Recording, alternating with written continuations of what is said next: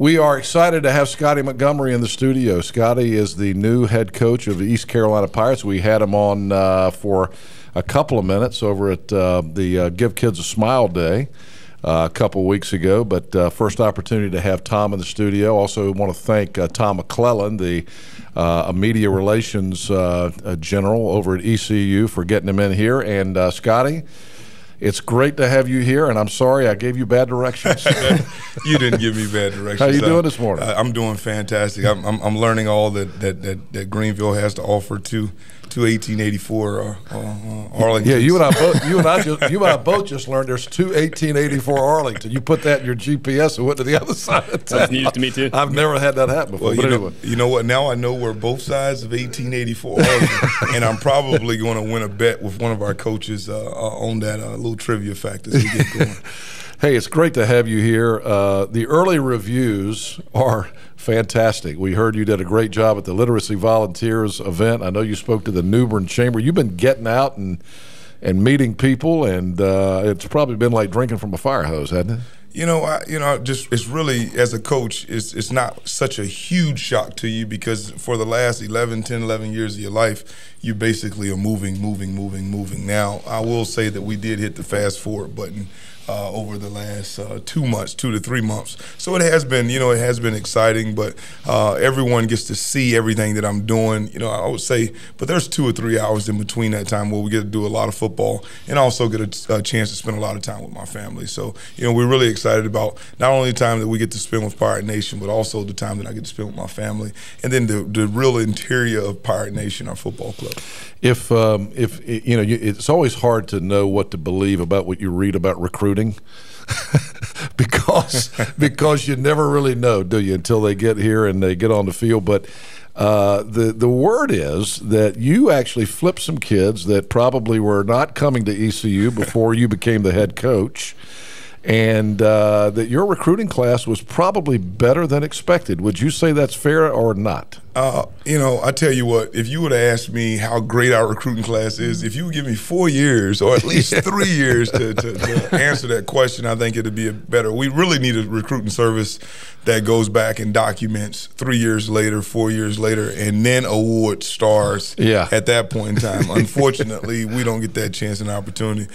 We knew that we were going to work hard. Did we get some guys that we were surprised to get? Absolutely. But we also knew that our guys were going to be better in the home than other places around the country because we were going to be more diligent.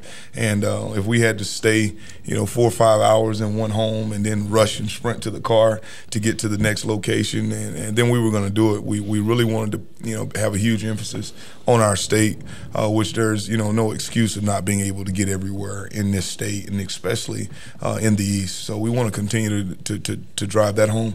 But, we were really, really excited when some of the faxes came through on signing day. You spent your career at Duke and playing in the NFL, coaching in the NFL, back at Duke as David Cutcliffe's right-hand man for the last several years.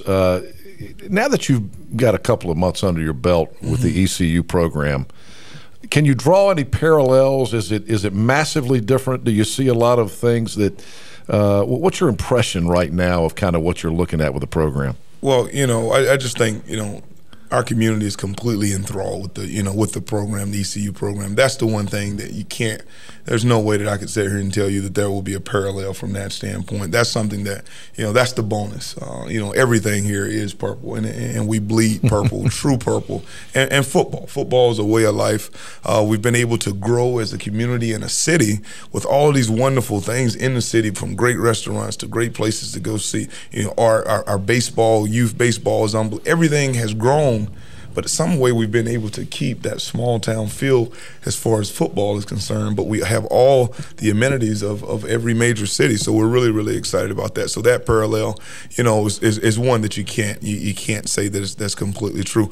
However, just being organized, I would say the ECU program is completely organized. The people that we have here working are really doing everything that they possibly can do to handle the acclimation period, not only between me, but for them dealing with me. So it's been fantastic. I think being in Durham and at Duke at the time when all that change happened, when Coach Cut came in, really gave me a good opportunity to see how things work.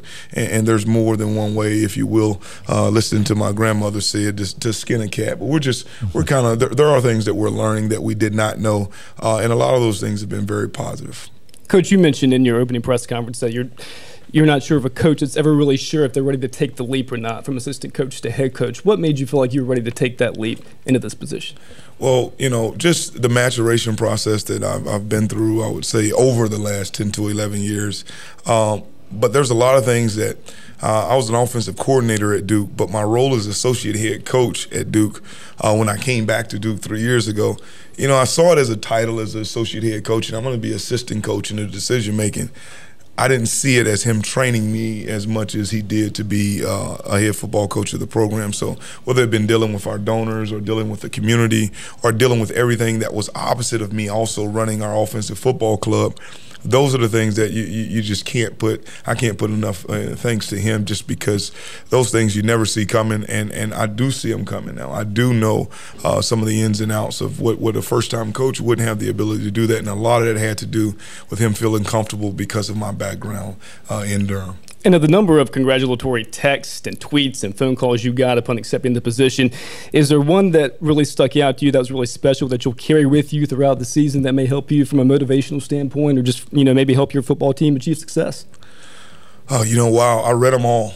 That's one thing that I'll say. I read them all. They came from all kind of different walks of life. I think my niece, Jalen, she sent me, an unbelievable text because she's at school now at Western Carolina, but she knows how hard we've had to work to get to this point. When she was born, I think I was a sophomore at Duke, and she constantly got to see me grow, and I just watched her as a toddler grow and me be away from the family. She knew how hard it was for me to sacrifice being away from my mother and some of her last stages, and having to call and then getting in my car from Pittsburgh and driving directly into Shelby, to the Shelby Hospice. So she was there to witness a lot of that, and one of those texts had a lot to do with how hard it was for me, and how proud she was of me, and how proud my mother would be of me at this point in time. So that one I'll take with me a long time.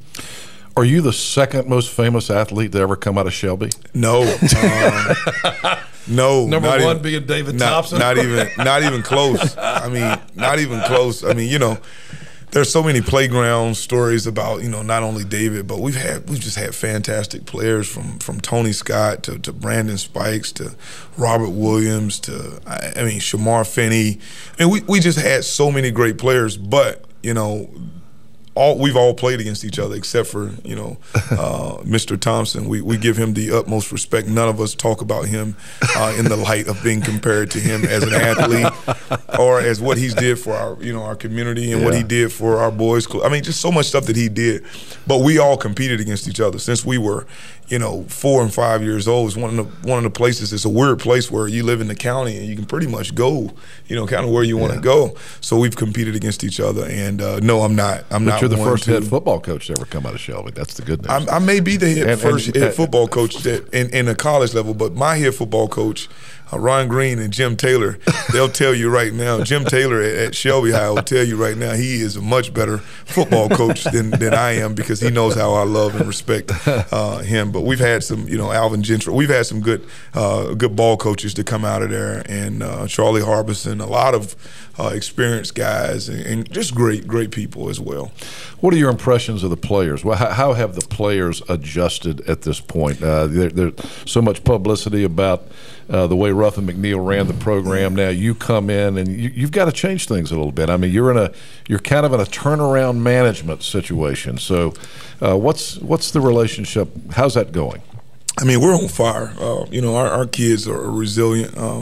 You're dealing with a bunch of 18 to 23, 24-year-old kids, which I would be very upset with them if they didn't have a great relationship with a person that they went to war with for that amount of time, and sat in their homes and told them how important they were and really poured into their lives. Our business and football as a sport is different than any other sport, in my opinion, because you're really giving everything that you have from a coaching standpoint and a player standpoint to make sure that the word teamwork is not lip service. It's true. But there are things that we had to do and change. We went from winter conditioning to winter discipline and conditioning. Really, helped us everywhere that I've been get from being good to great or just being average to good. It helps you take the next step. Another thing that we have to do is that we have to continue to grow what we're doing in the community. I want to be much better in the community than the first day like it was when I got here. And I'm not saying that they weren't before. I just see what I see. The first day when I got here, we weren't good enough. We got better day 2, so we're continuing to get better here. And I got to give a shout out to my offensive line because my offensive line right now is killing it in the community. The defensive backs and receivers and everybody else, defensive line, our linebackers, you better catch up. Our offensive line, they are protecting our entire community, and you better get going. And you guys were supposed to have a trip over to Children's Hospital yesterday, but the weather kind of killed that whole thing. Yeah, so that would have been our second trip in our offensive line. Now, they were the kind of the leaders in getting everything going, and now we're moving and we're shaking, and they know and they understand now how important it is for a child with an affliction or something that has happened to them in their life to smile for 5 seconds or 10 seconds or even an hour or the time that we spend. They understand that through some of the life lesson skills that our coaches, our assistant coaches, have done a fantastic job of teaching them the most important things in life. Coach Mo in the studio with us, Scottie Montgomery, the new head coach at East Carolina, and it's great having him here. I was actually at the ECU Board of Trustees meeting on Friday when you spoke. And I think I heard you say that all of the players are required now to sit in the first or second row in their classrooms, and if they don't, they'll be punished? The first 3 rows. And, they get there at an early time now because they're fighting, because there is if you catch somebody, you catch somebody. And they know they maintain each other. They do a good job from that standpoint. We don't allow technology. We don't allow them to walk in there with headphones and those types of things. It's just not who we are, and then we also make sure that they come in with their underarms covered, no tank tops. Coach, each and every staff hire you made was important, but one that's going to get a lot of attention, I think, would be the offensive coordinator position. What were you looking for in an offensive coordinator, knowing the kind of offense and the players that you have here for this season? What were you looking for that you think Tony Peterson has? Someone that I could completely trust. And then someone also that had a great knowledge of the quarterback position, so that I wasn't, just always on top of that position. It's very hard if you don't train a guy like I was trained for 7, 8, 9, 10 years, either in the off season or during the season with Coach Cut, to just remove yourself from that room. And when you have such a great relationship with the quarterback position, it just means a lot to you. But I kind of came across Tony in a different type of manner 3 or 4 years ago, where we were helping another staff trying to get better from a defensive standpoint. And the team that I was watching, it was maybe the third quarter, and they already had 70 points. And then I start sneaking and watching them more and more, and I really liked what he was doing, and was really congratulatory to him on the things that they were doing there. But what I wanted to see was a guy that would be able to use our weapons. I think we're extremely talented at the receiver position. I think that we're extremely talented high end and at the running back position, and we got to continue to push forward and making sure that those guys get the ball in space and using our talent as well as we possibly can. When the decision was made by the athletic director, Jeff Comfort, to make a coaching change, he said, we've got to get the program back to winning championships. Mm-hmm. This past year did not make a bowl game. How far are we away? We will find the true answer to that, I think, when we are, in the early part of the season. From a talent standpoint, talent is not going to be the issue. And as I looked at tape, it wasn't talent. We have to be a more disciplined football team, and we got to play together. I mean, offense, defense, special teams, and by when I say that, I mean there's no one should be above a coach asking them to play special teams. And if you are, this isn't the place for you. And I don't have a problem with saying that. It's just not the place for you. We are all one now, and that's where we've been driving them from. We don't punish one guy in winter conditioning. You know, we punish the entire team. I mean, that's who we are. We're only as strong as our weakest link. And by the time we roll into September, we think that all of our links will be pretty daggum strong. So from that, I would gather that you've been able to look at tape. You not only tape of your own team, but tape of the conference, and you feel like the issues here are fixable pretty quick. It sounds like.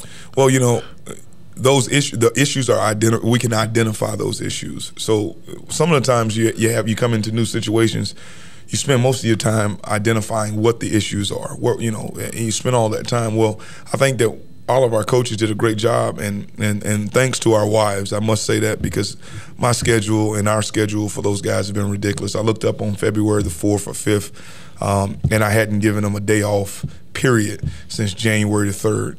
And it just happened. You know, it just kind of happened.